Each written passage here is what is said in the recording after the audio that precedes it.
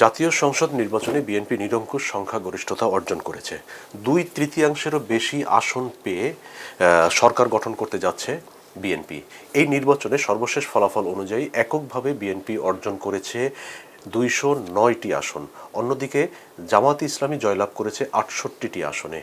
এখন প্রশ্ন হচ্ছে যে তারেক রহমানের নেতৃত্বে যে সরকার গঠিত হচ্ছে, এই সরকারের বা এই সংসদ সদস্যদের শপথ বাক্য পড়াবেন কে? এদিকে নতুন সংসদ কিভাবে গঠিত হবে, তারেক রহমানের নেতৃত্বে যে সরকার গঠিত হতে যাচ্ছে সেই সরকার গঠনের প্রক্রিয়া কি হবে, এই বিষয়টি নিয়ে অনেকেই প্রশ্ন করেছেন। বিশেষ করে আগামী জাতীয় সংসদ নির্বাচনে যারা নির্বাচিত হয়েছেন তাদের শপথ বাক্য কে পাঠ করাবেন, এটি নিয়েই অনেকে জানতে চেয়েছেন। এই জানার পেছনে একটি বড় কারণ হচ্ছে 24-এর গণ অভ্যুত্থানের পরে জাতীয় সংসদ বিলুপ্ত ঘোষণা করায় ওই সংসদের স্পিকার কিংবা ডেপুটি স্পিকার কেউই শপথ পাঠ করাতে পারছেন না। তাহলে কে এই শপথ পাঠ করাবেন? এক্ষেত্রে সংবিধানের 148 অনুযায়ী দুটি সমাধান দেওয়া হয়েছে। এর একটি সমাধান হচ্ছে রাষ্ট্রপতি তিনি একজন ব্যক্তি নিযুক্ত করবেন যিনি শপথ বাক্য পাঠ করাতে পারবেন।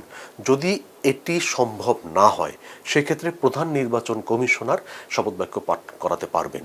এক্ষেত্রে একটি বিষয় জানা জরুরি, সেটি হচ্ছে যে রাষ্ট্রপতি শপথ কবে পড়াবেন বা কতদিনের মধ্যে পড়াবেন। এক্ষেত্রেও স্পষ্ট বলা হয়েছে সংবিধানে যে প্রজ্ঞাপন জারি করার পরে 3 দিনের মধ্যে শপথ বাক্য পাঠ করাতে হবে। যদি কোনো কারণে এই 3 দিনের মধ্যে রাষ্ট্রপতি শপথ পাঠ করাতে না পারেন সেক্ষেত্রে প্রধান নির্বাচন কমিশনার শপথ বাক্য পাঠ করানোর উদ্যোগ নিতে পারবেন।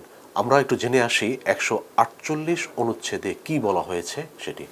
সংসদ সদস্যদের সাধারণ নির্বাচনের ফলাফল সরকারি গেজেটে প্রজ্ঞাপিত হইবার তারিখ হইতে পরবর্তী 3 দিনের মধ্যে এই সংবিধানের অধীন এতদুদ্দেশ্যে নির্দিষ্ট ব্যক্তি বা তদুদ্দেশ্যে অনুরূপ ব্যক্তি কর্তৃক নির্ধারিত অন্য কোনো ব্যক্তি যে কোনো কারণে নির্বাচিত সদস্যদের শপথ পাঠ পরিচালনা করাতে ব্যর্থ হইলে বা না করিলে প্রধান নির্বাচন কমিশনার উহার পরবর্তী 3 দিনের মধ্যে উক্ত শপথ পাঠ পরিচালনা করিবেন, যেন এই সংবিধানের অধীন তিনি ইহার জন্য নির্দিষ্ট ব্যক্তি।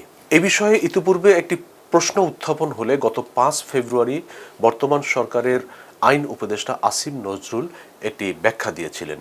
তিনি বলেছিলেন যে নির্বাচন অনুষ্ঠানের পর যথাসম্ভব দ্রুত ক্ষমতা হস্তান্তর করতে চায় অন্তর্বর্তী সরকার। এজন্য তিনি কিভাবে সরকার ক্ষমতা এজন্য তিনি শপথ গ্রহণের প্রক্রিয়া নিয়েও ব্যাখ্যা করেছেন। সংবিধানের 148 ধারাটি তিনি ব্যাখ্যা করে বলেছিলেন যে দুটি উপায় আছে।